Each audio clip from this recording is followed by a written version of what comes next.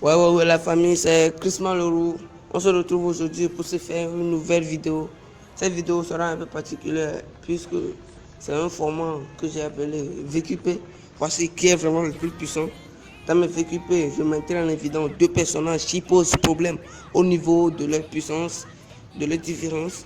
On va tout analyser, on trouvera qui est vraiment le plus fort entre ces deux personnages-là. Pour mon premier VQP, ce sera entre Roger et Newgate. Parce qu'il y a des gens qui disent Newgate est plus fort et il y a des gens qui disent Roger est plus fort. Je vais mettre un terme à ce débat. Alors, posez-vous bien, c'est parti.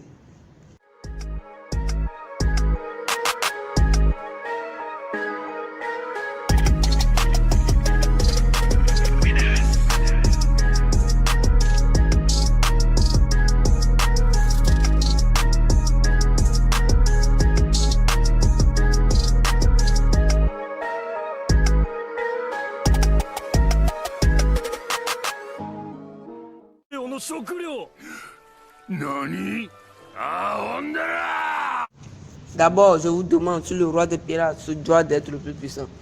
À cette question, je dirais oui. Le fils disait qu'il voulait juste protéger ses amis et être libre. Mais quand il a capté le One Piece Bag, il a compris que la puissance était primordiale. Du coup, il s'est entraîné. Beaucoup se disent que comme Barbe Blanche était déjà connu comme l'homme le plus fort du monde avant la mort de Roger, alors cela signifie qu'il est plus puissant que ce dernier. Mais la logique voudrait que non. Roger voulait être le plus libre, donc il lui fallait être le plus puissant. Le fils a dit que il voulait être le roi des pirates, donc il fallait battre les 4 Yonko. Pourquoi il devait éclater tous les 4 Yonko? Parce qu'il doit faire régner par la puissance, pour montrer qu'il est le plus puissant.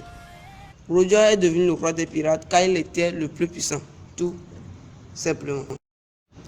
D'ailleurs, le titre de Barbe Blanche, écoutez bien, ne concerne pas du tout son niveau en 1 contre 1. C'est fort regrettable, mais c'est officiel. Oda aime jouer avec les mots. Kaido, la créature la plus forte du monde, ne signifie pas qu'il est imbattable. Le roi des pirates a la puissance de 2 Yonko, ou plus.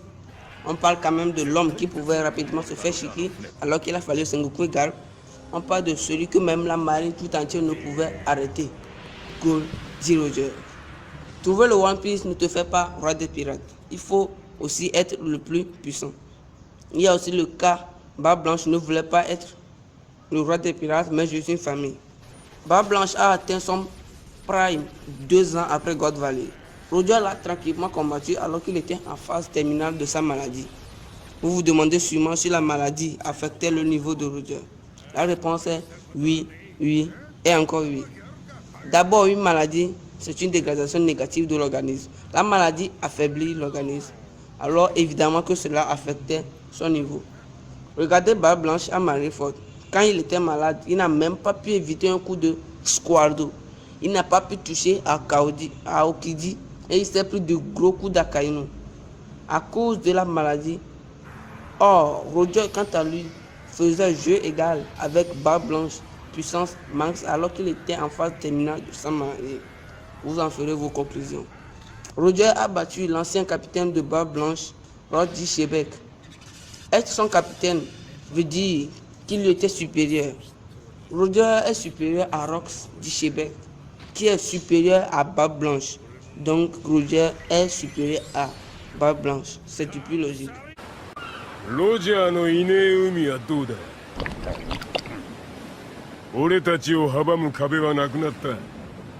Ima wa omae no jidai no you da na, Shirohige.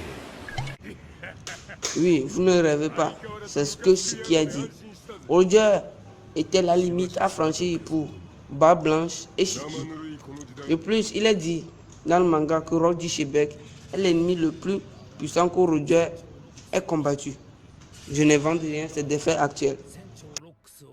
Ouais, la famille, c'est fini pour cette théorie. Et on se dit à la prochaine pour une autre. Peace!